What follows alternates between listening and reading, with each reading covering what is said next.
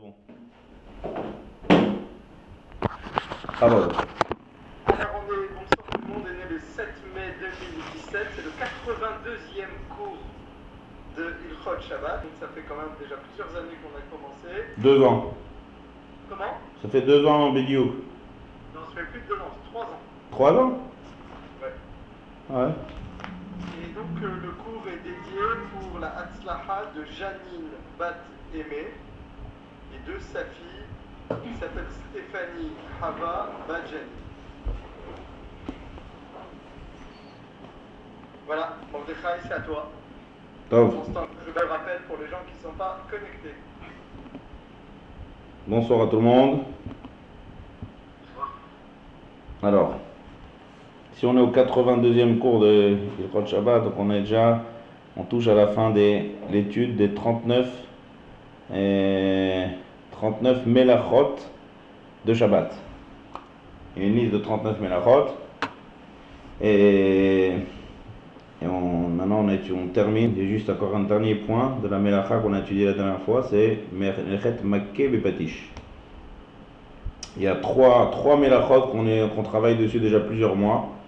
C'est Melechet Boné, Soter et Makkeh Bepatish. C'est en fait un seul sujet tous les trois. Construire, détruire et frapper avec le marteau, c'est-à-dire terminer une œuvre. Ça c'est Makkeh Bepatish. Et on a déjà fait plusieurs cours dessus. Et il nous restait juste un dernier petit point à voir dans la Melechet Makkeh Bepatish, et après on va passer à une nouvelle Melacha aujourd'hui. Alors, comme dans toutes les Melachot qu'on étudie, je vais dire juste pour les nouveaux qui viennent d'arriver comment on étudie les Melachot ici. D'abord on définit la Melacha. Qu'est-ce qui s'appelle Melacha? Dans cette, il y en a 39. Chaque action, qu'est-ce qui s'appelle action interdite? Quelle est la définition? Une fois qu'on a bien défini, on voit tout ce qui est ensuite interdit par la Torah. D'accord? Toutes sortes d'interdits, toutes sortes de dérivés, avec des exemples bien sûr. Et après on voit tout ce qui est interdit des Chachamim. Les Chachamim viennent toujours expliquer des interdits qui se trouvent autour de l'acte interdit par la Torah. En fait, les barrières des Chachamim. D'accord? Donc, ce qui nous restait à voir dans la Melacha de Makkeh Bepatish, on a vu plusieurs interdits des Chachamim. Par exemple, interdit de nager pendant Shabbat. Deuxième chose, de jouer un instrument de musique. Et qu'est-ce qu'on a vu encore la semaine dernière? Prélever le maaser ou prélever la chala. Tout ça, ce sont des actions qui sont interdites par les Chachamim et qui sont liées à la Melacha de Makkeh Bepatish. Nager, pourquoi? De peur que je fabrique une genre de petite planche pour apprendre à nager. Donc le fait de nager, il n'y a pas de problème. Mais fabriquer la planche, c'est Melechet Makkeh Bepatish. D'accord? Jouer un instrument de musique, c'est pas une Melacha. Dans l'acte lui-même, il n'y a pas de problème. Seulement, si mon instrument il se casse et que je répare, c'est l'interdit de la Torah, c'est Makkeh Bepatish. Réparer quelque chose qui fonctionne, c'est Makkeh Bepatish. Prélever le maaser. On a dit la fois, si par exemple j'ai un sirop, on va dire, on ne peut pas le boire, et que je mets de l'eau à l'intérieur, donc je l'arrange. Mais dans les aliments, on ne dit pas qu'on arrange. Il n'y a pas Makkeh Bepatish dans les Ochalim. À part prélever le maaser. Si on prélève le maaser, c'est pour enlever l'interdit qu'il y a de manger les fruits qu'on n'a pas prélevé maaser. Donc là, ça ne s'appelle pas que je mange. Là, ça s'appelle une réparation. C'est pas un interdit de la Torah parce que c'est pas un objet. Ça ressemble. Donc puisque ça ressemble, on ne prélève pas le maaser, ni on prélève la chala pendant Shabbat. D'accord? Ça c'est ce qu'on a vu. Dernier point qui nous reste, c'est plier les habits pendant Shabbat. Est-ce qu'on a le droit de plier, d'accord, plier des habits pendant Shabbat? C'est comment? Pardon? Plier. Il n'y a que de l'écho, vas-y, continue. Plier les habits pendant Shabbat. Alors, quand j'ai plié, en général, les habits, ils ont déjà leur pli initial. Donc, si j'ai un habit où il y a des plis déjà, il y a quelque chose qu'on a l'habitude toujours de plier, il y a des plis qui sont faits. Si je plie l'habit sur ces plis, ouais, si je plie l'habit qui sont sur ces plis, c'est un interdit des Chachamim. Quel interdit ici? Quel est le problème de plier un habit? Le fait de plier l'habit, ça ressemble à metaken. Pourquoi? Du fait que mon habit reste déplié, il s'abîme, il se froisse. Dès que je le mets et je le replie sur ses propres plis, il s'arrange. Donc ça ressemble, c'est domé, ça ressemble à metaken. Donc on ne peut pas plier un objet, un habit qui est sur ses propres plis. Étant donné que le fait que je vais le plier, maintenant il va bien s'arranger, il va se défroisser, il y a un genre d'arrangement qui se trouve dans le cli lui-même. Un issur de la Torah, ça ne peut pas être parce que je n'ai pas arrangé dans le cli lui-même. Mais puisque grâce à mon acte que j'ai plié, ça ressemble à un tikkun, il y a un genre de petit arrangement qui se fait, et ça ressemble, les Chachamim ont interdit de plier pendant Shabbat. Il y a des conditions dans la Gemara qui vont faire que c'est permis. Quelles conditions? Plusieurs conditions réunies. Si c'est un seul homme qui plie, et qu'on a aussi affaire à un habit qui est blanc, et qui n'a jamais été lavé. Ces trois conditions réunies, un habit, il y a une différence entre un habit qui a déjà été lavé et un habit qui n'a pas été lavé. Un habit qui n'a pas été lavé, le fait de le plier, ça ne va pas vraiment l'arranger comme s'il était déjà lavé. Une fois qu'on lave un habit pour la première fois, il devient beaucoup plus... il change un petit peu d'aspect. Et donc le fait de plier, ça vous remarquez, par exemple quelqu'un il achète on va dire une serviette, il y a une grande différence avant de laver la première fois la serviette et après. Avant, une fois que ça n'a pas été lavé, ça n'a pas encore ça n'a pas rendu l'habit souple, c'est encore un habit qui est caché. Le fait de le plier, ça ne va pas vraiment l'arranger. Donc s'il est blanc, si c'est une personne et s'il n'a jamais été lavé, ça on peut le plier sur ses plis. Dès qu'il a été lavé une fois, alors c'est fini. Dès qu'un habit a été lavé, peu importe comment il est, peu importe si c'est plusieurs personnes, le fait de le plier sur ses plis, ça va améliorer l'habit. Arranger, ça ne peut pas arranger le même habit parce que c'est le même habit, il est juste plié ou déplié, c'est juste un changement d'état. Mais puisque le fait de le plier, ça va mieux le garder, ça va l'améliorer, il va moins se froisser, on va l'empêcher de se froisser plus. Donc il y a un genre de petit tikkun ici qu'il y a. Donc Chachamim, ils ont interdit de le plier. C'est bon? Tout le monde a compris? L'interdit? Oui? Oui. Bien fait. Si maintenant je le plie, mais pas sur ses propres plis, c'est-à-dire à l'inverse. Je ne le laisse pas comme ça en boule, je le prends et je le plie, mais de l'autre côté des plis. Est-ce que c'est permis? Alors là, elle est que c'est moutar. Pourquoi?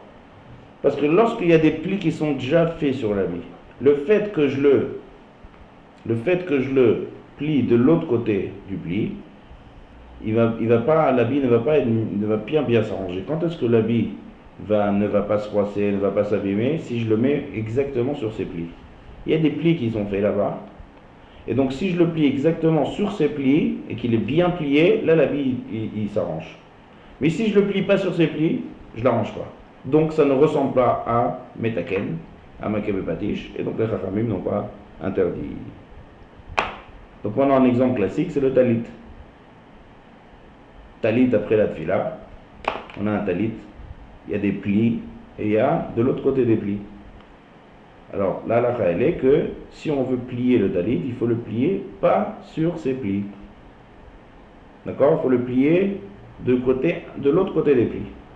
Sur chaque pli, il y a un côté où toujours on le plie, il y a l'autre côté. On le plie sur l'autre côté, et après Shabbat, on peut le défaire, on le remettra sur ses plis. D'accord? Maintenant, il y a une question ici. Comment je peux plier le talit qui n'est pas sur ses plis?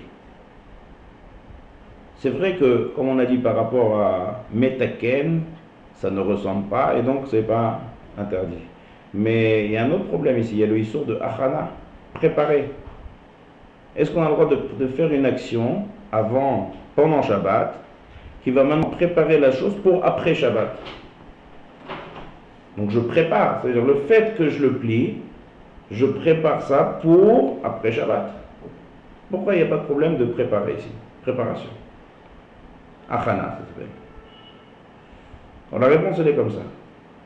Un acte qui est normal, on peut dire qu'on fait achana. C'est-à-dire un acte qui est normal. C'est-à-dire normalement quand on plie sur des plis. Qui c'est qui ne plie pas sur les plis?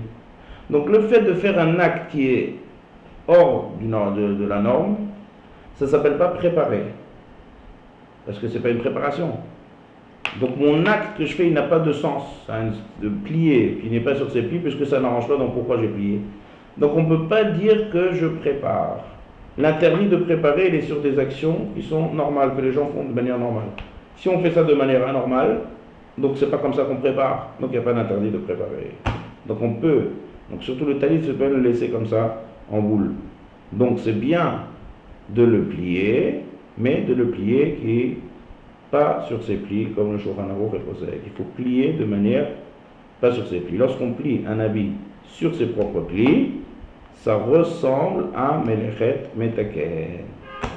Et on voit bien sûr aussi le sourd de Achana si je le mets sur ses propres plis. Maintenant, si on voit des gens qui plient leur talit sur leurs plis, on ne peut pas leur dire c'est assourd. Il y a quelques poskim qui permettent quand même. La halakha, c'est à éviter. Pourquoi?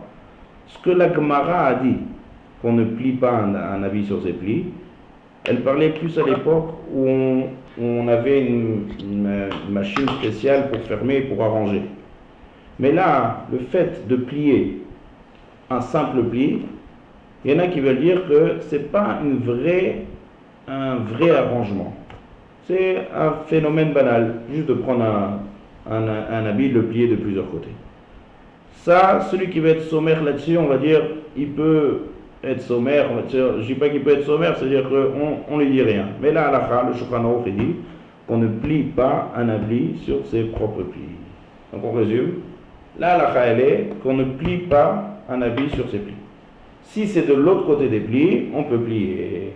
Il n'y a pas de issour de métaken parce que ça ne ressemble pas à un métaken. Et il n'y a pas issour de préparation parce que ce n'est pas la manière dont on répare les habits. Ça, c'était le petit dernier point qui nous restait de la mélacha de Makeh Batish. Est-ce que tout le monde a compris ça? Est-ce que j'étais assez clair? C'est bon? Juste une petite précision par rapport au talit en fait par Shabbat. Par rapport est-ce qu'il faut préparer le talit plié à l'inverse de ses plis la veille de Shabbat, c'est ça? Non, pendant Shabbat. Ah d'accord, j'avais compris qu'il fallait le préparer déjà à la veille. Non, tout ce qu'on est en train de parler, c'est Ilchot Shabbat pendant Shabbat. Est-ce que le fait de remettre un habit sur ses plis, est-ce qu'on va dire que j'ai arrangé l'habit? L'habit, maintenant, il va moins se détériorer si je le laisse en boule ou si je le plie exactement sur ses plis.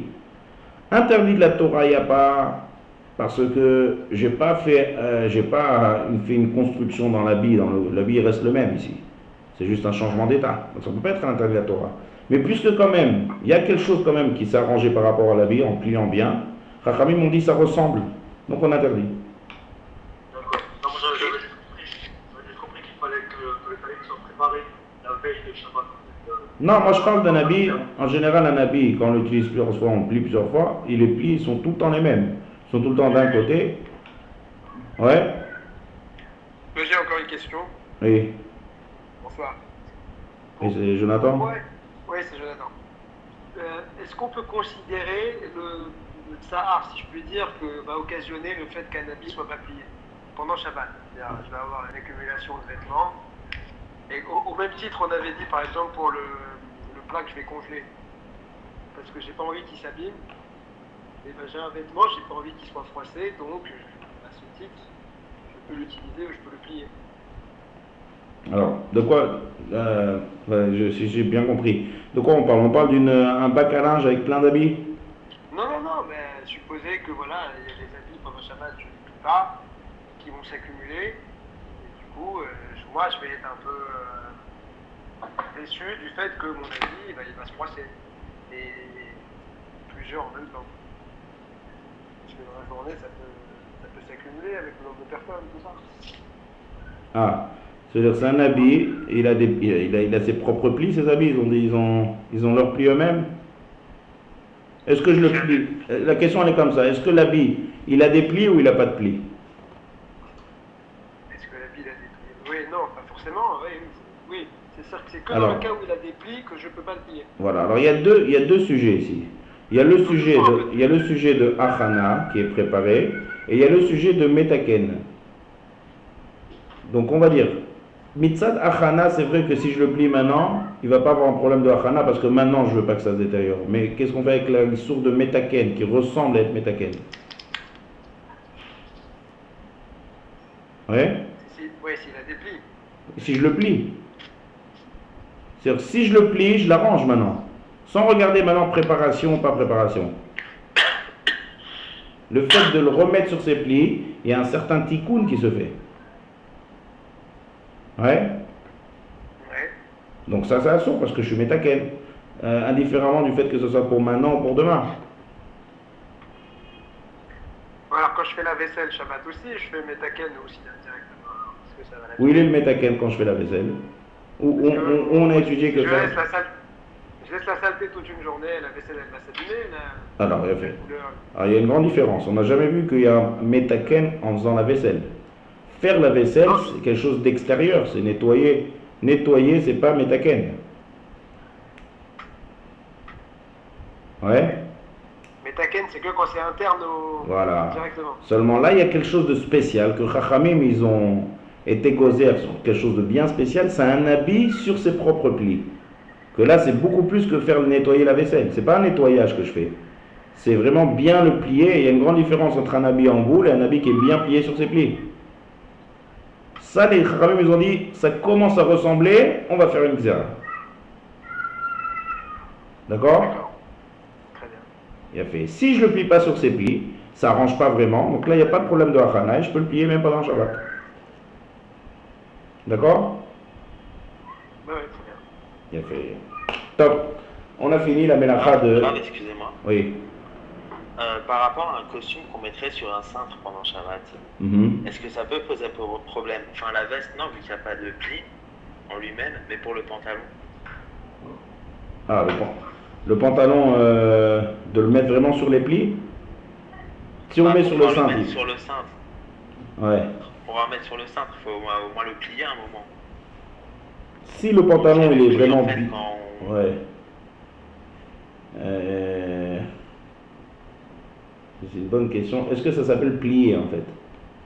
C'est ça que tu demandes? Bah déjà c'est le mettre en deux, puis encore en deux, donc c'est plié sans être plié, donc c'est ça en fait ma question. Est-ce que ça rentre dans la mélacha interdite ou pas? C'est pas une mélacha, c'est un interdit des chachamim. Ouais, il faut bien préciser. Oui, est-ce que ça rentre dans l'interdiction ou pas? C'est exactement la question que je pensais. Une bonne question. Est-ce que ça s'appelle plier? Est-ce que ça s'appelle... Parce que d'un côté, il est quand même suspendu, il n'est pas vraiment plié. C'est ça, mais d'un autre côté, on le plie pour le mettre sur le cintre aussi. Donc, Manen, je sais pas quoi. C'est ça en fait le souci. Ça me donne on va réfléchir là-dessus, je dirais ça la semaine prochaine. Si je comprends bien, la xéra des Rabbanan, c'est pour un drap que je vais plier sur ses plis. Voilà. Un truc assez... Ouais, les Chachamim, ils parlent d'un habit qu'on plie vraiment, quoi, qui est vraiment bien plié. Un talit, des draps, des choses qui sont sur leurs plis eux-mêmes. Là, il y a des pliés, mais c'est pas vraiment plié, quoi, on va dire. Je sais pas, faut réfléchir là-dessus. Une bonne question. Et on dit que le talit qu'on utilise que le Shabbat, je peux le plier. Alors ça, j'ai pas amené cet avis. Il y a quelques déotes qui veulent dire comme ça. Moi, j'ai pas l'alacha. L'alacha, elle est qu'un talit. J'ai juste dit, je sais pas si c'était encore arrivé avant que tu viennes, qu'il y en a même qui permettent le talit de le mettre sur ses plis. Et tous les avis, il y en a qui Oui, pensent que entendu. c'est pas exactement comme le temps de Chazal. Moi, j'ai la halakha qui sort comme ça du Shulchan Aruch, de Rav Ovadia Yosef, comme ça la majeure partie des poskim disent que si quelqu'un il veut plier, qu'il le plie pas sur ses plis. Et après Shabbat, on reprend le talit, on le remet bien. Comme ça. Et si c'est son costume de Shabbat pour le pantalon, c'est moins grave? Je sais pas ça, j'ai dit il faut que je réfléchisse. Est-ce que ça rentre dans plier? Est-ce que ça s'appelle plier? Parce que le fait de plier, il n'y a pas seulement le mettre sur les plis. Il y a le fait qu'il soit vraiment plié en plusieurs fois, que là l'habit il reste bien fermé et là il s'arrange. Ici, je sais pas, ici, c'est pas vraiment un vrai. On plie pas vraiment l'habit. L'habit n'est pas replié sur lui-même ici. Est-ce que je veux dire? Le costume, le pantalon, est-ce qu'il y a un endroit où le pantalon est plié sur lui-même? Non, il est suspendu. Ouais? Bah si, parce qu'on met quand même une jambe sur l'autre. D'accord, mais d'un autre côté, il est suspendu des deux côtés. Je sais pas, je vais réfléchir, c'est une bonne question. L'archavazé, je vous dirai la semaine prochaine, si à court. D'accord, merci. Donc, maintenant on passe à une nouvelle mélacha. Il nous reste, pour terminer les 39 mélachot, 3 mélachot. Melechet Mav'ir, Mechabé, c'est son inverse. Il y a des mélachot qui sont avec les inverses, comme écrire, effacer, construire, détruire. Là il y a Mav'ir. Mav'ir c'est, traduction littérale, c'est consumer. D'accord? Et il y a Mechabé. En fait, la traduction, la fausse traduction qu'on donne, c'est allumer. Vous allez voir pourquoi c'est une fausse traduction. Et Mechabé, c'est éteindre. Les chabot. D'accord? Donc il y a consumer et éteindre. D'accord? Et après, il nous reste encore une dernière grande melacha, longue melacha, c'est Otsa'a mirshut lirshut. Ça veut dire quoi? Sortir d'un domaine à un autre. Sortir un objet d'un domaine à un autre. C'est la dernière des melachot Shabbat. Mais la Masechet Shabbat, la Gemara, elle commence par cette melacha. La Masechet Shabbat, par quel mot elle commence? Yetziot à Shabbat. C'est quoi Yetziot? Les sorties, c'est-à-dire entrée et sortie d'un objet, d'un domaine à un autre domaine. Alors c'est intéressant quand même, parce que la dernière melacha, c'est sortir un objet dehors, dans un autre domaine. Il y a 4 domaines, on va voir. Et la Gemara, elle commence par ça. Alors pourquoi elle commence par la fin de la liste? Alors un des Tosfot là-bas, encore, nous explique les commentaires, ils disent que puisque c'est une des melachot qu'on néglige, les gens ils n'attachent pas d'importance à cette melacha. Quel problème d'avoir un petit mouchoir dans la poche? Ou si je prends mon petit talit pour aller avec Knesset, ou si j'ai une petite clé. Les gens ils négligent de cette melacha. Donc puisqu'ils négligent, on est amené à négliger. Donc la Gemara elle commence par cette melacha. Et c'est d'ailleurs dans le traité de Shabbat, c'est la melacha qui est le plus traitée, cette melacha. Il y a 4, 5, 6 chapitres que sur cette melacha. D'accord? Ça on va voir ça en dernier. Pour l'instant maintenant on est à Melechet Mav'ir. Mav'ir. D'accord? Après on verra Mechabé. Maintenant, on a déjà étudié ici cette Melechet Mav'ir. Mais je suis quasiment sûr que personne n'était là quand on l'a étudié. À moins que je me trompe. Hein? Quand on a fait la Melacha de Bichoul, il y a quelqu'un qui était là, la Melacha de Bichoul? Je pense qu'il y avait personne. Non, moi j'y étais pas. Personne n'était là, hein? Personne de présent aujourd'hui. Aujourd'hui, ouais. Je crois que Rose, elle était là, Shoshana. Aujourd'hui, elle n'est pas là. Elle n'est pas là. Top. Donc, puisque personne n'était là, donc on va la refaire. D'accord? Melechet Mav'ir. Mav'ir.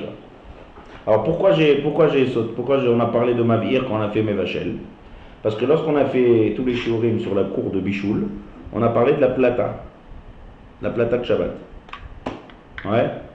Et pourquoi on met une plata le Shabbat? Ouais, pourquoi on utilise une plata? Quelqu'un qui veut manger chaud le Shabbat matin, il met ses plats sur la plata depuis avant Shabbat. Pourquoi il ne peut pas mettre sa marmite sur une flamme déjà qui était déjà existante avant Shabbat. Quelqu'un sait pourquoi? Parce que c'est les sources de bichoul. Non, pas bichoul. Je mets avant Shabbat mon plat sur une flamme. Pourquoi on a inventé cette plata de Shabbat là? Il y a une petite flamme, je pose mon aliment, mon plat, ma marmite sur cette flamme et c'est tout. Pourquoi j'ai besoin de faire une plata? Parce qu'il faut un feu à température constante. Pourquoi? Parce que sinon je vais être amené à vouloir accélérer le feu. Oh, il y avait. C'est ça qu'il faut expliquer. C'est que s'il y a un feu, il n'y a pas quelque chose qui me rappelle qu'aujourd'hui c'est Shabbat, je peux en amener, parce que tout celui qui cuisine et qui veut faire chauffer des plats, il est tout le temps en train de toucher les touches. À l'époque de la Mishnah, c'était des braises. C'était beaucoup plus fréquent que quand on fait des braises. Hein, aujourd'hui, on peut voir quelqu'un qui fait un barbecue, il est toujours en train d'attiser les braises. Donc, si jamais on va mettre mon plat, il y a des braises. Les braises, il faut les maintenir chaudes. Donc, on va être amené à attiser. Et quel est le problème d'attiser des braises ou bien d'augmenter un petit bouton de cuisinière, bouton du gaz? Quel est le problème? Je vais faire mavir. Hein? Non, je vais faire mechavé. Non, pas mechavé. Mavir.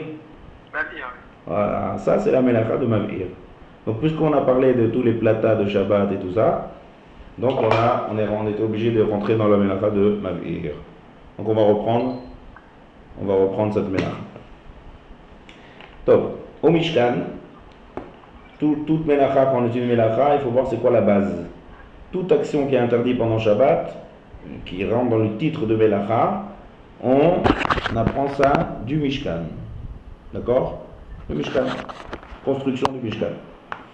Pour construire le Mishkan, il y avait besoin de faire de la peinture pour tremper les pots là-bas, les riot izim et toutes les tentures du Mishkan. On avait besoin de les mettre dans de la peinture. Comment on fabriquait la peinture? On avait des graines de couleur qu'on mettait dans une marmite. On faisait chauffer la marmite, bouillir, et on mettait toutes les graines de couleur à l'intérieur, et comme ça on fabriquait de la peinture. Donc, on allumait un feu avec comment on allume un feu? Avec on va dire des bouts de bois à l'époque, des braises, peu importe. Comme ça on fait maintenir le feu. Deuxième étape après, ce sera de cuire ces graines de couleur. De là on a appris la melacha de bichoul. Mais avant qu'on cuit, il faut d'abord le feu. Donc le fait d'allumer un feu pendant Shabbat, c'est melechet mavir. D'accord? J'ai une question. Pourquoi c'est écrit, c'est répété, alors l'autre est barouèche, à part, je veux dire. Bien fait. Et c'est Jonathan? Oui. Voilà. Jonathan, il a l'art de poser les questions que je vais poser à l'instant.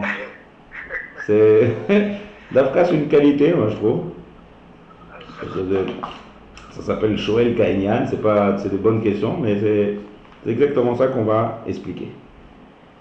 C'est une très bonne remarque.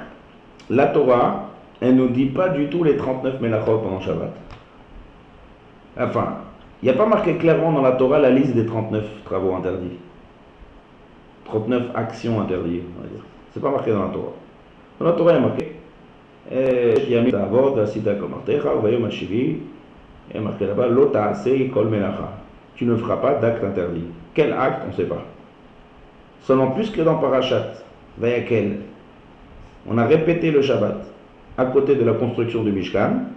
Donc de là, on a déduit que tout ce qui est dans la construction du Mishkan, ça va être interdit pendant Shabbat.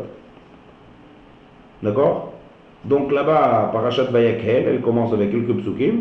On te dit Shabbat là-bas. Et après, on passe à la construction du Mishkan. Donc de là, on déduit que 39 actions, ça va être la construction du Mishkan, depuis semer jusqu'à sortir d'un reshoot à un autre reshoot, d'un domaine à un autre domaine. Très bien. Le problème, c'est que la Torah dans Parashat Vayakel, il y a un pasouk où, oui, elle décrit une melacha, une des 39. La seule melacha qu'elle décrit des 39, c'est Lo teva'aru esh bechol moshvotechem beyom HaShabbat. Donc cette melacha, elle est spéciale, elle est écrite clairement dans la Torah. Maintenant, la Gemara le demande. Pourquoi tu m'as écrit? Ou tu décides d'écrire toutes les 39 ou d'écrire personne? Ouais, pas juste. Pourquoi que cela a été écrit dans la Torah? Comme ça, la Gemara le demande. Dans les Chachamim, déjà, je crois que c'est dans une Braïta, déjà dans une Mishnah. La réponse, il y a deux réponses à ça. La réponse qu'on retient à la halakha, c'est Lechalek Yatzat. Ça veut dire quoi? J'aurais pu croire, si la Torah n'avait rien écrit, et donc j'aurais déduit du Mishkan que c'est 39, et la Torah nous dit ne fais pas d'action interdite, j'aurais pu croire que pour être Mechalel Shabbat, il faut faire tous les 39. Qui a dit que même une des 39 c'est interdit? C'est pour ça que la Torah dit une action, pour que je comprenne de moi-même que c'est pas obligé pour transgresser le Shabbat de faire tous les 39 d'affilée, même si je fais une des 39, c'est déjà interdit. D'accord? Ça c'est l'explication pourquoi la Torah a mis en retrait cette mélacha là et a répété. Maintenant la question se demande, pourquoi Dafka Salah parmi les 39? Si l'idée c'est de dire que même si je fais une et pas tous les 39 d'affilée, pourquoi on a choisi Dafka Salah? Et là l'explication elle est parce que c'est la mélacha qui est le plus courant. Tout à l'heure on a dit qu'il y a une mélacha que les gens sont mezalzelim, négligent. Maintenant il y a une mélacha que l'homme est le plus amené pendant Shabbat. C'est-à-dire si quelqu'un est Mechalel Shabbat, quelle est la mélacha qui va plus faire en étant Mechalel? C'est la mélacha de Maveir. C'est une des mélachot qui sont indispensables pour l'homme. Ouais. Si on remarque aujourd'hui un peu dans l'action de tous les jours, depuis le matin jusqu'au soir, ouais, on va dire je me fais un café, il y a Melechet Maveir, en allumant la bouilloire. Après, on va dire je vais prendre une douche d'eau chaude, j'allume le chauffe des douches, Melechet Maveir. Je sors dehors, je prends l'ascenseur, Melechet Maveir. J'allume la lumière d'abord, Melechet Maveir. Moi, j'appuie tous les appareils électriques qu'on utilise, Melechet Maveir. La voiture, prendre la voiture et voyager, c'est Melechet Maveir. Donc on est toute la journée entouré de cette mélacha. Donc la Torah elle a choisi la mélacha qui est le plus courant dans le service de l'homme, dans ce que l'homme a besoin. C'est pour ça qu'elle a choisi d'Afka cette mélacha de l'Oteva Aru Esh. D'accord? C'est bon? Bien fait. Maintenant on continue. Définition de Melechet Maveir. Tout à l'heure je dis qu'il y a une mauvaise traduction. Maveir c'est allumé. Pourquoi c'est une mauvaise traduction? Parce que d'abord en hébreu, le mot avara, c'est consommation. C'est-à-dire, si je veux par exemple qu'il y ait du feu, j'ai une allumette. Si je veux j'utilise maintenant mon allumette, il faut que le feu reste. Comment un feu il reste? Obligatoirement s'il y a quelque chose qui se consume. C'est le bois de l'allumette. Donc, qu'est-ce que j'ai allumé lorsque j'ai allumé une allumette? J'ai consumé du bois. Si je fais un feu de bois cheminée, je consume les bouts de bois. Ouais. Si dans une cuisinière aujourd'hui, d'accord, si j'allume, ça veut dire que si maintenant je prends une allumette, et avec cette allumette je veux allumer le gaz, la flamme du gaz, je suis mavir d'abord mon allumette, après, comme j'ai pas beaucoup d'allumettes, cette petite allumette, elle va se finir, donc le feu aussi va se finir. Mais après, c'est le gaz. C'est-à-dire que je consomme du gaz. S'il y a du gaz, mon feu il reste. S'il n'y a plus de gaz, mon feu va s'arrêter.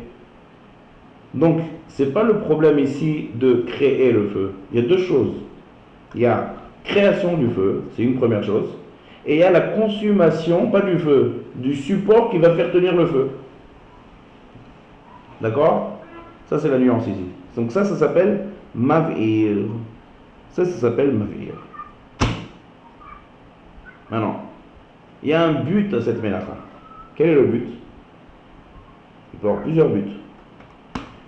Si c'est du feu, j'ai besoin par exemple de m'éclairer. Donc le but c'est de m'éclairer avec le feu. Chaque mélacha elle a un but précis. Si je prends par exemple une voiture, à chaque fois que je vais appuyer sur le gaz, sur l'accélérateur, ça va consommer de l'essence. Maintenant, il y a une question qui se demande ici dans Melechet Maver. On a un klal, on a une règle qui dit comme ça: Kol amekalkelin pturim. Ça, on l'a vu plusieurs fois, ça. C'est-à-dire que si je fais un acte qui détériore, qui abîme, qui est un kilkul, qui va amener à quelque chose de détérioré, c'est pas interdit par la Torah, c'est juste interdit par les Chachamim. L'exemple qu'on a donné, c'est que si par exemple quelqu'un a un bâtiment, il vient, il le détruit. Il abîme l'habillement, il abîme le bâtiment. Donc c'est mécalquel. Quelqu'un qui prend un habit, il déchire. C'est pas une mélacha. Donc pareil ici. Il y avait un bois, on va dire qu'il y a une bûche de bois par exemple, quelqu'un il a fait un feu de cheminée. J'ai abîmé la bûche de bois. Elle a disparu. Pourquoi on ne dit pas mécalquel? Ouais. C'est une question juste pour comprendre, ouais, c'est pas une vraie question. Mais c'est pour comprendre, il faut se la poser. Je détériore quelque chose ici. J'ai brûlé la bûche de bois. J'ai brûlé mon allumette. Seulement ici, puisque j'ai une utilité, j'ai besoin d'utiliser le feu, donc c'est un tikkun. Parce que sans consumer ma bûche, j'ai pas de cheminée, j'ai pas de feu. Sans consumer mon allumette, j'ai pas d'allumette. Dans la voiture par exemple, à chaque fois il faut aller à la pompe d'essence, prendre l'essence. Donc quelqu'un peut se dire, j'ai voyagé avec la voiture, mais c'est embêtant parce que j'ai plus d'essence maintenant. Ouais. À four, c'est l'inverse qui se passe. Pour pouvoir conduire la voiture, j'ai besoin de brûler de l'essence. Donc il y a un but ici, c'est pas prendre l'essence et jeter comme ça, jeter dehors l'essence. C'est de l'essence que je vais faire consumer avec un but qui est constructif, qui a un intérêt. Ça s'appelle pas mécalquel. De la même manière qu'on a dit que quelqu'un qui détruit une maison pour reconstruire derrière une maison. Ou quelqu'un, un couturier qui déchire l'ourlet pour pouvoir mieux recoudre. Là, c'est pas mécalquel. Donc c'est pareil ici. Il y a un tikkun précis. Donc mais là, je consume. Donc on répète la définition. La consommation d'une matière combustible, donc ça peut être essence dans la voiture, ça peut être gaz dans une cuisinière, tout ce que vous voulez. Ça peut être du bois, d'accord? Toute chose que je vais consommer et il y a quelque chose qui va me faire maintenir par la sorte, donc j'ai un but, c'est Melechet Mav'ir. Au Mishkan, on avait besoin d'avoir un feu en dessous de la marmite, là-bas on faisait de la peinture, donc il y avait un feu, il y avait besoin de maintenir ce feu pour que ça cuise. Donc on mettait du bois, donc on consumait le bois. Donc c'est Melechet Mav'ir. D'accord? On peut poser une question ou... Ouais. Sur le principe, avec l'électricité aujourd'hui... Ah, doucement, on y arrive. Ah, ça vient, ok. Doucement. On parle de tout. On va rien oublier. On est au tout début, la terre. On va y arriver à ça. D'accord. Maintenant, il faut juste encore préciser quelque chose. Créer le feu. Ça veut dire que il faut, avant que je consume, il faut aussi le créer le feu. C'est-à-dire, si je reprends par exemple l'exemple de l'allumette, il y a du soufre au bout de l'allumette, et comment le feu il arrive? En fait, je frotte, il y a une étincelle qui se forme, et après cette étincelle, elle va tenir le coup, elle va consumer ma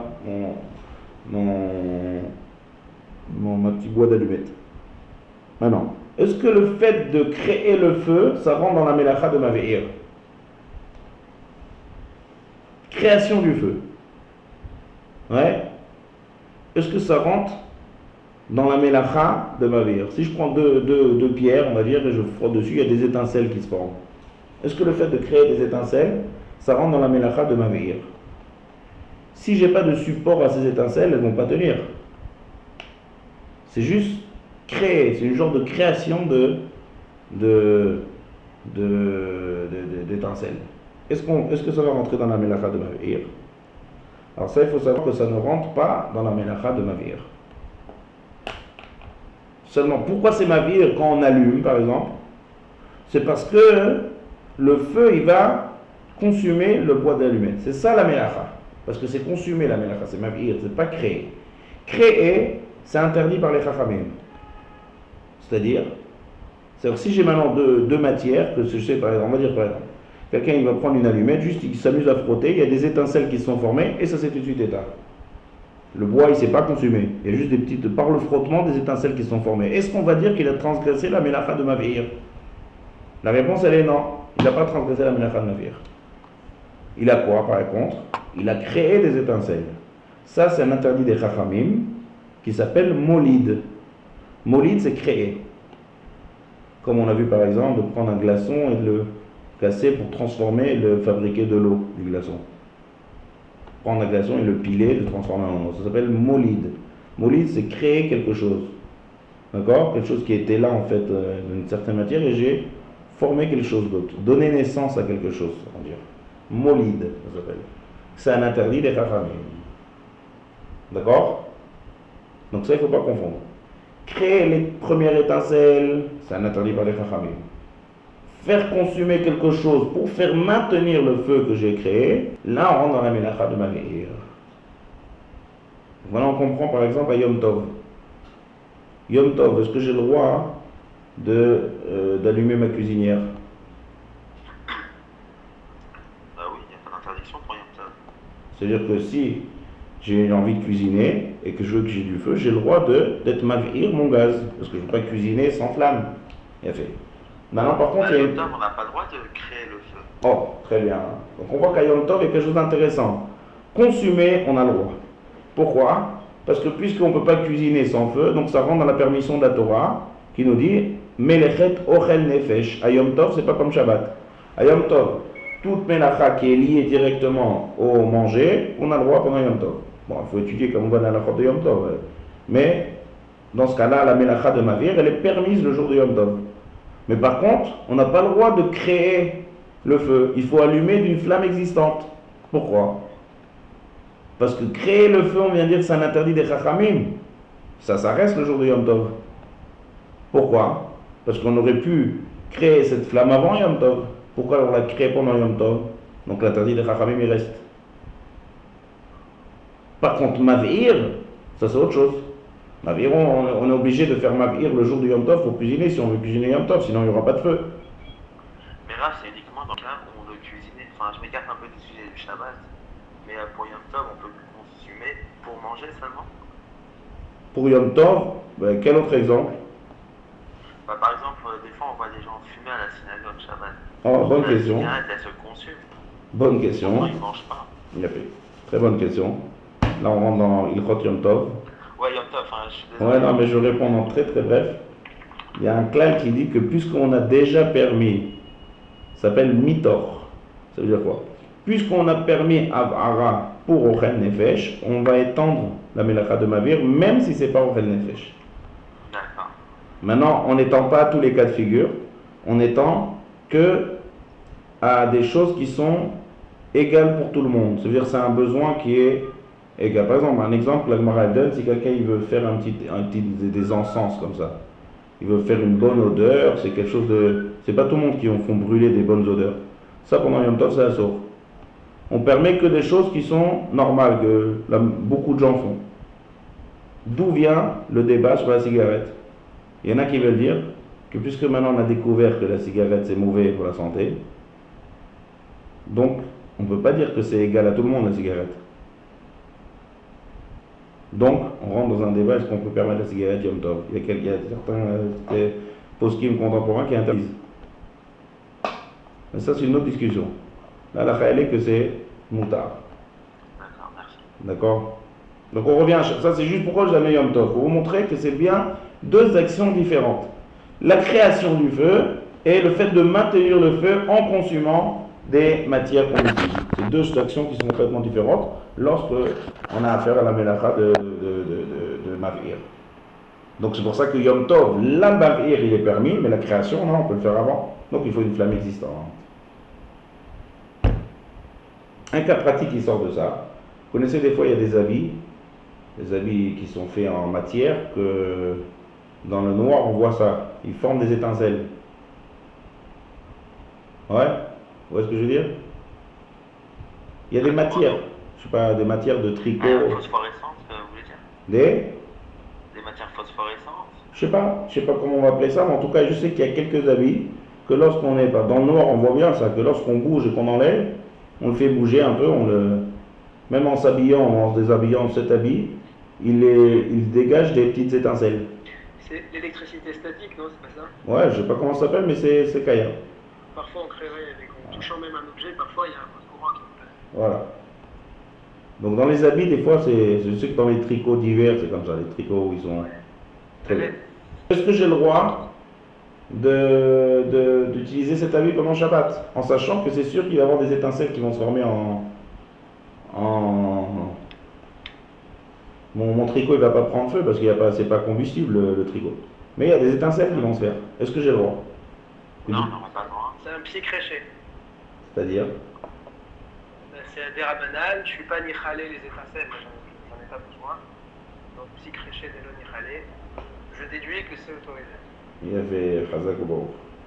Donc je mets en place les théorèmes. On a des théorèmes de Chod Shabbat. Non, c'est Nachon, c'est exact, c'est Chazak, c'est comme Dieu comme ça. Pour ceux qui ne sont pas là, ils ne comprennent pas de quelle langue tu as parlé. C'est quoi psychréché? Il y a des règles dans une Chod Shabbat qui reviennent à chaque fois dans toutes les Mélachot. On va expliquer ça en très bref. Premièrement, ce qu'il faut se poser la question, c'est est-ce que c'est un interdit des Chachamim ou un interdit de la Torah? Alors on a dit, créer une étincelle, c'est pas de la Torah, c'est pas Mavir.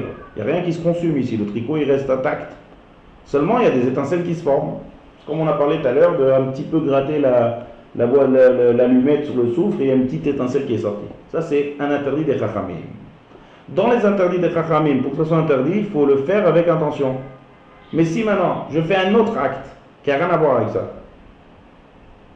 et de manière obligatoire, le deuxième acte interdit par les Chachamim, il va se faire, puisque je n'ai pas l'intention, et puisque je n'ai pas d'intérêt à ça, quel intérêt j'ai à fabriquer des étincelles en mettant mon tricot? Il n'y a aucun intérêt. Donc je ne profite pas de ça, et je n'ai pas l'intention, et c'est un interdit des Chachamim, les trois choses ensemble, ils font que c'est permis. D'accord? Là, c'est un des théorèmes du Chod Shabbat. Donc ça, c'est ce qui découle. Donc deux choses on a appris dans la définition.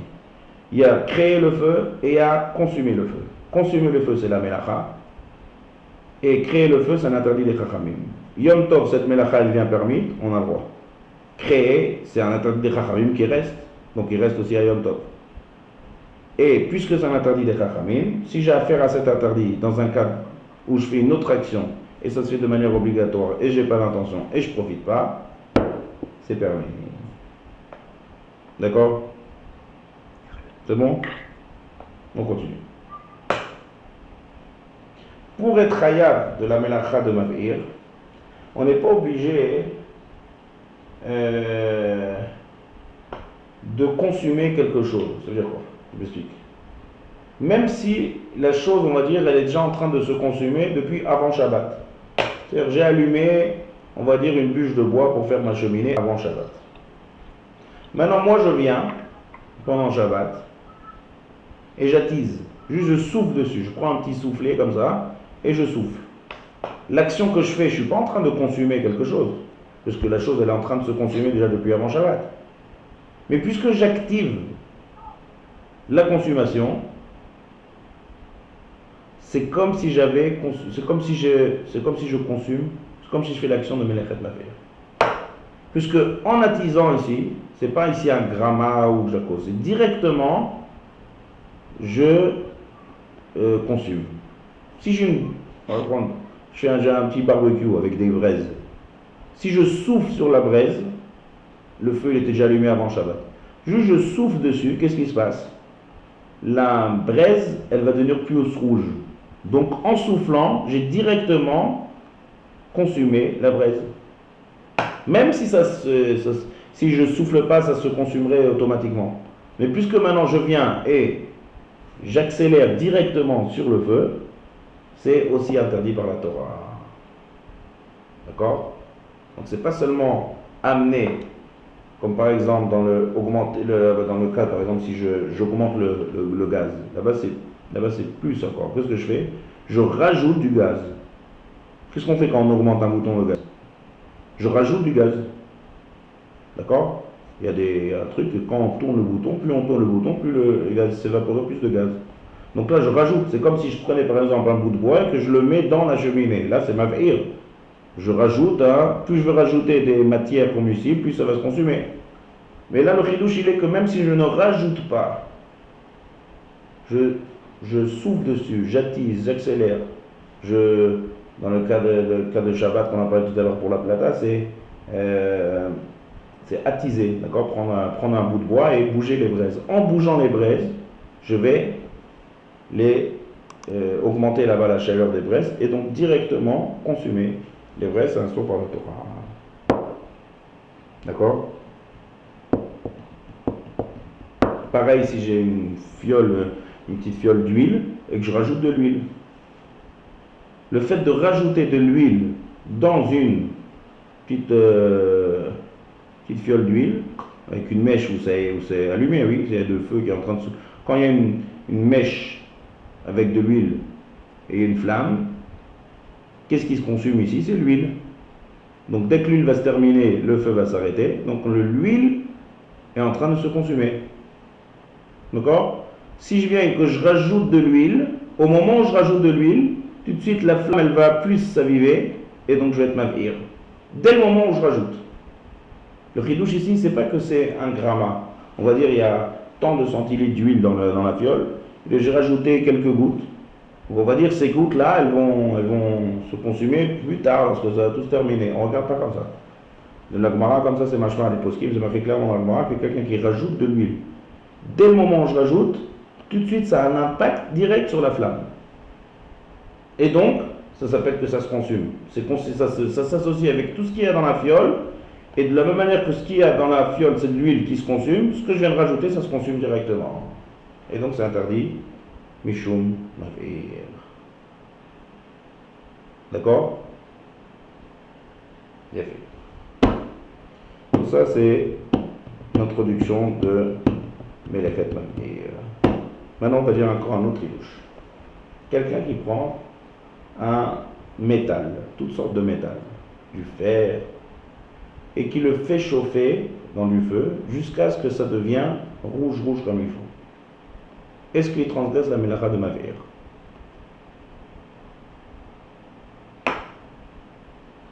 Comprenez? Ça veut dire que ça devient rouge. C'est pas que je le fais chauffer et que c'est chaud. Je le fais chauffer jusqu'à ce que le fer devienne vraiment comme une braise. Le issour de mav'ir, pour bien comprendre. Pour bien comprendre, le issour de mav'ir, c'est de consumer pour dégrader. Ouais. Ou c'est simplement de changer l'état par le feu. Bien fait. Quelle est la halakha là-dessus? Qu'est-ce que vous pensez? Moi, je pense que c'est consumer pour dégrader. Ah, il y a une grande marloquette rishonim là-dessus. Il y en a qui pensent, quelques rishonim qui disent que du fait que si jamais j'ai chauffé jusqu'à ce que ça devienne bien rouge, après ça va se refroidir. Donc quand ça va se refroidir, ça va s'éteindre, ça va revenir à son état initial. Donc il n'y a pas de Melekhet Mav'ir. D'un autre côté, il y a un Rambam, plusieurs autres rishonim, qui disent que non. Du fait que j'ai changé l'état maintenant de mon métal, et qu'il est devenu maintenant en fait braise, donc à ce moment, c'est un genre de consommation. C'est pas vraiment la même chose, ça ressemble pas. Là on est dans un autre sujet. C'est pas vraiment consommer quelque chose et faire disparaître. Mais qui a dit qu'on a besoin de faire disparaître quelque chose pour que ça soit Melekhet Mav'ir? Maintenant, au moment où il est métal chaud, ardent, rouge, il y a un feu qui est là. C'est un genre de feu. D'accord? C'est quelque chose de bouillant, c'est comme du feu. Et ça maintient. Donc le fait de maintenir quelque chose, et ça tient, et c'est ça le support du fait que ça a été chauffé, il a changé d'état, même si après il va revenir à son état initial, au moment où il chauffe, je transgresse la mélacha de mav'ir. Donc la discussion elle est, est-ce que mav'ir c'est seulement si la chose disparaît ou non? Du fait que j'ai changé d'état et ça le fait maintenir et on voit quand même une présence d'un certain feu, on rentre toujours dans la mélacha de mav'ir. C'est une grosse discussion dans les Rishonim. Là, la on tient que c'est interdit par la Torah. De prendre un métal et de le changer d'état jusqu'à ce qu'il devienne très ardent, bien chaud, bouillant, ça rentre dans la mélacha de mav'ir. Comme ça on tient la halakha. Comme ça tous les poskim. Top. Ah, moi j'ai une question du coup pour les nérotes de Shabbat. Quelle question? Bah, la mèche. Ouais. Quand j'allume les nérotes de Shabbat, la mèche elle est pas brûlée. Et après, quand l'huile est finie, la mèche brûle. D'abord, quand l'huile est finie, la mèche, elle s'éteint. Elle est toute noire. Le bout de la mèche, il est noir, oui. Alors, il y a deux choses. Par rapport au bout de la mèche, ouais, ça s'appelle que j'ai consumé le bout de la mèche. La preuve, c'est qu'il a changé d'état, le bout de la mèche, il est devenu noir. Absolument. Et deuxième chose, le plus évident ici, c'est l'huile qui a été consumée. D'accord? Donc quelqu'un qui allume une mèche d'huile pendant Shabbat, il y a deux problèmes. Il y a le bout de la mèche qui se consume et l'huile. Donc Moi, je parle de. Moi, ma question, c'est quand j'allume ouais, avant Shabbat la bougie, ouais, que la mèche, le bout noir, il apparaît pas tout de suite. Parce que quand je l'allume et que je l'éteins, la mèche n'est pas noire encore. Quand j'allume, j'éteins immédiatement. mhm. Donc pour moi, je vais changer d'état ma mèche pendant Shabbat, même si j'ai allumé avant. Il y a quel Mais problème? pendant Shabbat, il y a un phénomène de changement d'état. Du coup, si on dit que c'est juste le changement d'état qui est retenu, est-ce que pendant Shabbat, je vais inévitablement entraîner un changement d'état de ma mèche avec le feu que j'ai allumé avant Shabbat? Alors ça c'est une question de principe. On va poser une meilleure question. Quelqu'un qui met, on va dire, il a un four qui est allumé avant Shabbat. Ouais. Il met quelque chose de cru dans le four. Et après ça se cuit pendant Shabbat. Il y a un problème ça? Il y a bichoul. Il n'a pas fait pendant Shabbat le bichoul. Bichoul, c'est le moment où je mets la chose sur la source de chaleur. Quand est-ce qu'il a mis avant Shabbat? Quand est-ce que ça cuit pendant Shabbat? Est-ce qu'il y a un problème à ça? Par rapport à la mélacha de bichoul, je parle. Ça n'avait jamais été cuit avant? Non, c'est cru. 2 minutes avant Shabbat, c'est cru. Je mets ça 2 minutes avant l'entrée de Shabbat et ça va cuire pendant Shabbat. Est-ce qu'il y a un problème? Je dirais que oui quand même. Je dirais oui. Non, Eh ben, je pense pas qu'il y ait un problème que tu fais cuire avant Shabbat. En fait, l'action de cuire, tu le fais avant Shabbat. Tu Très veux bien. dire mettre dans le feu? En fait, tu mets dans le four ou sur la plata, tu la mets avant Shabbat. Très je bien. pense pas qu'il y ait de problème. Il n'y a aucun problème. Donc c'est qui parle, c'est Yitzhak.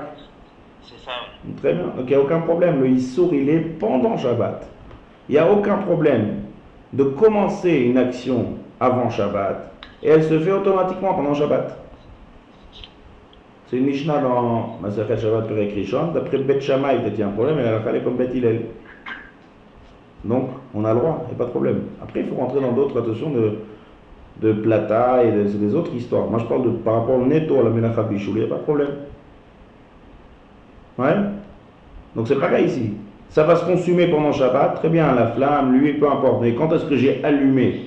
L'action, il se rapporte au moment où j'allume, comme au moment de Bichoul, au moment où je pose sur la flamme, sur la source de chaleur. Si je fais ça avant Shabbat et que ça se fait après pendant Shabbat tout seul, il n'y a aucun problème. C'est bon ou pas? Oui, ça va. Parfait. Top. Maintenant, une fois qu'on a parlé de tout ça, on peut essayer un peu de comprendre le cas pratique, c'est l'électricité pendant Shabbat. Top.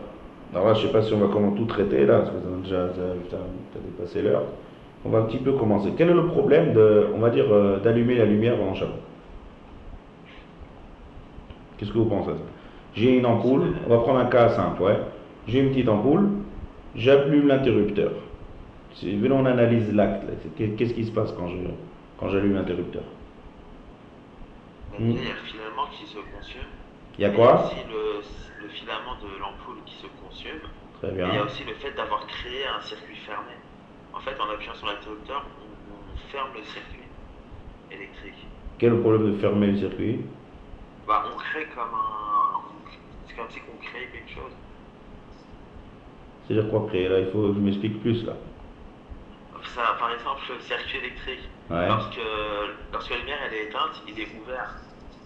Ouais. D'accord? Et donc en fait, quand on vient pour appuyer sur le bouton pour allumer la lumière, Ouais. on vient, on ferme le circuit. En fait, c'est comme si que, C'est je quelle sais pas si c'est comme Makebe m'a dit, mais Oh. en fait, on vient pour fermer quelque chose, Bon, je vois que tu as, pour, déjà écouté pour des, l'arranger. je vois que t'as déjà écouté des cours de Shabbat avant de venir ici. Un peu, ouais. Où t'as entendu ça? C'est mon rave à la synagogue. Ah. Et qu'est-ce qu'il a dit le Rav? Il a dit que c'est interdit à cause de bonnet? Je me rappelle plus c'est à cause de quoi, mais il m'a dit que c'était interdit. Donc, Ah ouais. Très bien. Moi, je voulais pas te parler de ça, mais bon, puisque tu as parlé de ça, c'est le Chazon-Ish. Le Chazon-Ish, il dit que si je ferme, d'abord, premièrement, avant d'arriver à ça, déjà, il t'a dit une chose avant, le filament. Dans une ampoule, le filament qui s'allume, il devient rouge. Donc, c'est ce qu'on vient de parler tout à l'instant. Prendre un métal, s'il est fait en métal, je ne sais pas en quel métal il est fait, peu importe, et au moment où le courant électrique va arriver dans l'ampoule, il va faire amener ce petit filament à un état que c'est comme ça que ça éclaire, c'est comme ça que l'ampoule elle marche, elle va devenir rouge, feu. Donc, ça met les khêt mavir par rapport au filament. Très bien. Donc, c'est un interdit de la Torah. D'accord? Donc, et on ne va pas dire que c'est indirect ici. Dès que j'appuie, le circuit se met en marche et ça fait chauffer le petit filament qui est à l'intérieur de l'ampoule.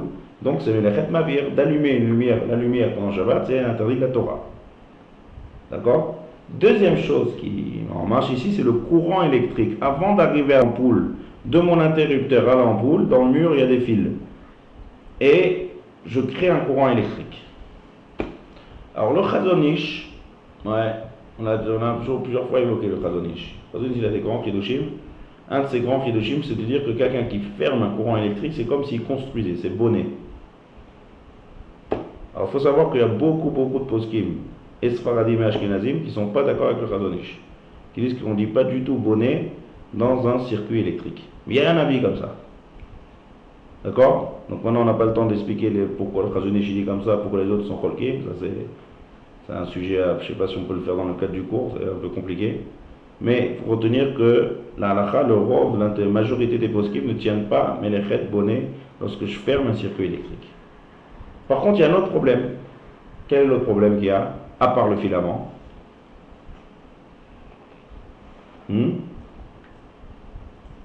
C'est de créer le courant.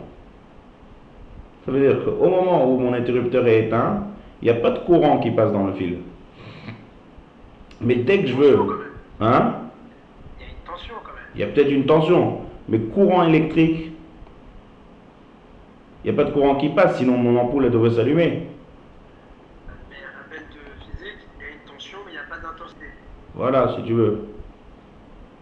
Donc, au moment où j'allume l'interrupteur, je vais créer cette intensité. Ouais? En fait, dans la chose, ça s'appelle zérem. Zérem, c'est le courant, on va dire, qui passe. Ouais, c'est ça l'intensité, ça, je sais pas quoi ça, en physique, je sais pas exactement comment ça marche. Mais au moment où on ferme, il y a quelque chose qui va se passer dans le courant électrique. Donc j'ai créé quelque chose ici. C'est un peu comme on a vu tout à l'heure avec créer l'étincelle. C'est un peu le même principe. Excusez-moi, alors normalement on n'a pas le droit d'installer une minuterie pour allumer et éteindre l'électricité à des moments précis. Normalement on ne fait pas ça. Regarde. Doucement, qui c'est qui pose la question là? Esther. Pourquoi je vais comprendre. Pourquoi on ne peut pas mettre une minuterie avant Shabbat? La minuterie, je la mets avant Shabbat. Quand est-ce que je la mets en place? Hein? Avant Shabbat. Très bien. Donc quel est le problème maintenant? Parce que pendant Shabbat, quand elle s'éteint et s'allume, ça crée de l'électricité. Donc normalement, logiquement, on ne peut pas. Très bien. Qui c'est qui éteint et qui c'est qui allume? La minuterie. Donc c'est pas moi. Est-ce que la minuterie, elle doit être chômée de Shabbat? Non? Non, mais bon, c'est moi qui l'ai quand même installée, donc c'est dans Ah, quand est-ce que je l'ai installé? Avant Shabbat. Donc ça revient à la question un peu de ce qu'il a demandé tout à l'heure avec allumer la lumière, allumer la bougie avant Shabbat. Ça se consume pendant Shabbat. Pareil, je règle ma minuterie avant Shabbat. Ça va s'allumer, s'éteindre dans Shabbat. C'est tout seul, ça. Je n'ai pas fait d'action. L'interdit, il est quand je fais une action. Allumer l'interrupteur pendant Shabbat. Là, il y a le problème. Mais si c'est automatique, ça s'allume, ça s'éteint de soi-même. Ça ne s'appelle pas faire agir pendant Shabbat. Donc, il n'y a pas de problème. Oui ou non? Non? Pas d'accord? Ouais. On peut dire que c'est un peu bizarre, on va dire. Ça s'allume tout seul, ça s'éteint tout seul. Ça, on peut traiter là-dessus. Il y a quelques déotes, il y a quelques avis jusqu'à aujourd'hui qui ne sont pas d'accord avec la minuterie de Shabbat. À cause de ça, parce que c'est un peu zilzoul, c'est un peu mépriser le Shabbat. Putain, on voit une lumière qui s'allume, une lumière qui s'éteint. Mais la majeure partie des posquiers, tous les rabbinim permettent de mettre une minuterie. La raison, elle est simple, c'est parce que je fais ça avant Shabbat et après ça se fait de manière automatique. D'accord. Donc, on a à peine effleuré là le problème de l'électricité. On va encore développer ça la prochaine fois. Juste une question du coup en termes pratiques. Ouais. Molid et Zerem, si c'est des rabanades, je peux demander à un goy de le faire. Ah, mais le problème, c'est que si je demande à un goy, l'ampoule aussi, elle va s'allumer. Non, mais j'imagine un truc pratique, les codes de porte. Ah, très bien. Ouais. Si c'est quelque chose qui est que Zerem, sans consommation, il y a plein de choses comme ça. Par exemple, un ventilateur. Allumer un ventilateur pendant Shabbat, il n'y a que du Zerem. Donc si on a besoin, on peut demander à un goy. S'il y a un tsar, ouais, il faut un vrai... Si par exemple on reste coincé dehors et on ne peut pas rentrer dans l'immeuble, on peut demander à un goy de faire le code. Naron. Top. Alors on va s'arrêter là pour aujourd'hui.